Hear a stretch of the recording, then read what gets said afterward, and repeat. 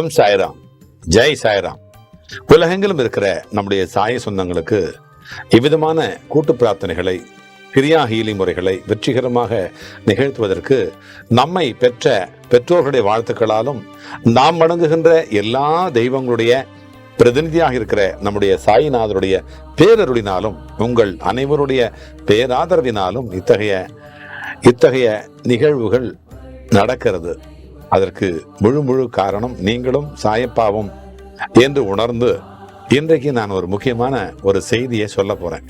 என்ன செய்தி அப்படின்னா, இப்ப கன்னிகா தானம் அப்படின்னு சொல்றாங்க. ஒரு திருமணம் அப்படி நடக்குதுன்னா இந்த உலகத்துல அது கிட்டத்தட்ட வியாபாரம் மாதிரி தான்.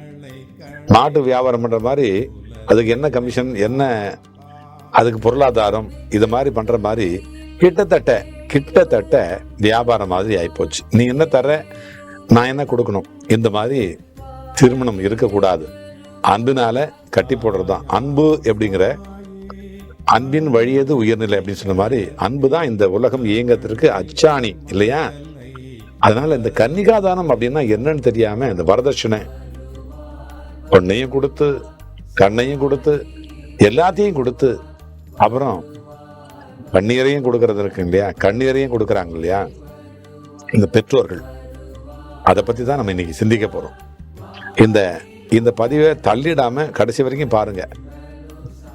அதையும் தாண்டி இந்த நல்ல பதிவை நீங்க இந்த நல்ல சேனலை சப்ஸ்கிரைப் பண்ணிக்கங்க. பண்ணாதவங்க இதை பத்தி உங்களுடைய மேலான கருத்தை கீழே பதிவு பண்ணுங்க. இந்த கன்னிகாதானம் அப்படிங்கிறது என்னன்னா, நிறைய திருமணத்திற்காக இங்க வேண்டிக்கிறாங்க அப்பா கிட்ட. நடக்காத திருமணத்தை நடத்தி காட்டும் சாய் மந்திரம் அப்படின்னு ஒரு மந்திரம் ஒன்று சொல்லியிருந்தேன். அதை பார்த்துட்டு இன்றைக்கு இருக்கிற ஒரு அமைச்சருடைய மகனுக்கு திருமணம் நடந்தது. ரொம்ப மகிழ்ச்சியா சந்தோஷமா இங்க நன்றி சொன்னாங்க குடும்பத்தோட. அதே மாதிரி இந்த கன்னிகாதானம் அப்படிங்கிறது வயிற்று பசியை போகக்கூடிய அன்னதானமே சிறந்தது அப்படின்னு எல்லாரும் சொல்றாங்க. அன்னதானத்துக்கு இந்த தானங்களிலே சிறந்தது அன்னதானம். அதுல மாற்று கருத்தை இல்லை. இறைவனுக்கு படைப்பவன், அடிக்கடி சொல்வேன், இறைவனுக்கு படைப்பவன் பக்தன், ஏழைக்கு கொடுப்பவன் இறைவன். இந்த மாதிரி வயிற்று பசியை போக்கக்கூடிய அன்னதானமே சிறந்தது அப்படின்னு சொல்லுவாங்க இல்லையா? அதுல நிதானமே சிறந்தது அப்படின்னு சில பேர். நிதானம் தான் சிறந்ததுன்னு அப்பா சொன்னார், பொறுமையா இரு, நம்பிக்கையா இருன்னு சொன்னார் மாதிரி. ஆனா இந்த தானங்கள்லயே ரொம்ப மிகப்பெரிய தானமா சொல்றது சாஸ்திரம் சொல்றது என்னன்னா கன்னிகாதானத்தை தான் சொல்றாங்க. திருமணம் செய்து வைக்கிற பொழுது தந்தையானவர் என்ன செய்வார், தான் பெத்தெடுத்த அந்த பெண்ணை மற்றொரு குடும்பத்திற்கு பிறந்த ஆண்மகனுக்கு தானமா கொடுக்கறத தான் கன்னிகாதானம். அதை ஒப்படைக்கணும். அந்த பொண்ணைய கண்ணையே ஒப்படைச்சுண்டா அப்படின்ற மாதிரி இந்த ஒப்படைக்கிறது தான் அந்த நிகழ்ச்சியை தான் கன்னிகாதானம் அல்லது கன்னியாதானம் அல்லது கன்னிகாதானம் அப்படி சொல்றாங்க.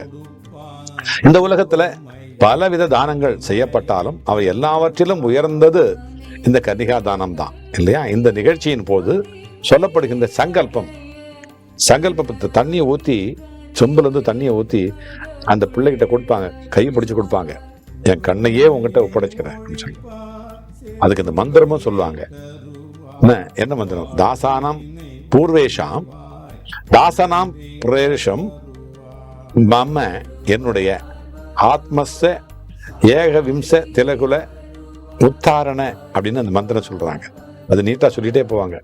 அதாவது கன்னியாதானம் செய்யறவனுக்கு, கன்னிகாதானம் யார் செய்யறானோ அவனுக்கு முன்னால் இருக்கிற 10 தலைமுறையும் அவனுக்கு பின்னால வருகிற 10 தலைமுறையும் கன்னியாதானம் செய்பவனது தலைமுறையையும் சேர்த்து ஆக மொத்தம் 21 தலைமுறையும் கரை சேர்க்கக்கூடிய விதமாக இந்த கன்னிகாதானம் அப்படின்னு சொல்லப்படும். மகாதானத்தை செய்கிறேன். இந்த கன்னிகாதானம் அப்படிங்கிறது மகாதானம் அப்படிங்கிறது இந்த மந்திரத்தினுடைய பொருள். உன்னுடைய வம்ச விருத்திக்காக என்னுடைய குலவிளக்கை உனக்கு தானமா நான் தர்றேன் அப்படின்னு ஒரு தந்தை செய்யக்கூடிய கன்னிகாதானமே உலகத்துல மிகப்பெரிய தானங்கள்ல சிறந்த தானம் அப்படின்னு சாஸ்திரம் சொல்லும்.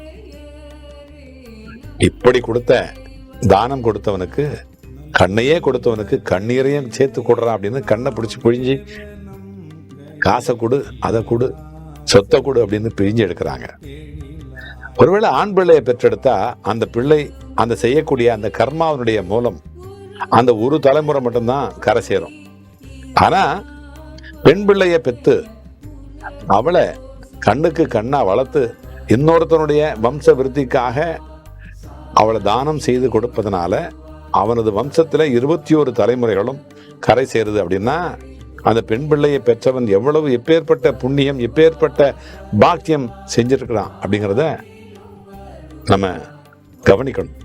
ஆக இப்ப பாருங்க, எத்தனை பேர் பெண் பிள்ளையை பெற்றுன்னு சொல்லிட்டு அவஸ்தைப்படுறாங்க, சிரமப்படுறாங்க. காசு ஒரு பக்கம் இருக்கலாம், ஆனா பாசம் வரவே வராது. ஆனா பெண் பிள்ளையை பெற்றவன் 21 தலைமுறையை கரை சேர்க்கிற வாய்ப்பை பெறான். மகளை பெற்ற தாய் தந்தையர்களுக்கு இந்த இந்த இந்த பதிவே சமர்ப்பணம் பண்றேன். மகளை பெற்ற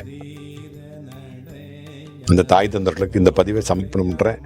அதனால பெண் பிள்ளை பிறந்துட்டுதே அப்படின்னு சொல்லிட்டு வருத்தப்படாதீங்க யாரும். நான் அடிக்கடி சொல்வேன், கடவுளை வேண்டி வேண்டி தவமிருந்து பெற்றா ஆண் பிள்ளை பிறக்கும், சந்தேகமே இல்லை. எப்படி? கடவுளை வேண்டி பெற்றால் அந்த பிள்ளை ஆண் பிள்ளையாக பெறும் என்பதில் சந்தேகமே இல்லை. ஆனா கடவுளே வந்து பிறந்தால் அது பெண் பிள்ளையாக பிறக்கும். அதுதான் உங்க வீட்டில் நடந்திருக்குது. கவலைப்படாதீங்க, சரியா? மீண்டும் அடுத்த ஒரு பதிவிலை சந்திப்போம், சிந்திப்போம், செயல்படுவோம், வெற்றி பெறுவோம். வாழ்க வளமுடன், வளர்க நலமுடன். உங்கள் சாய்ராம்ஜி, வண்டலூர் வழித்துணை பாபா கூட்டு பிரார்த்தனை கோபுரத்திலிருந்து. ஜெய் சாய்ராம்.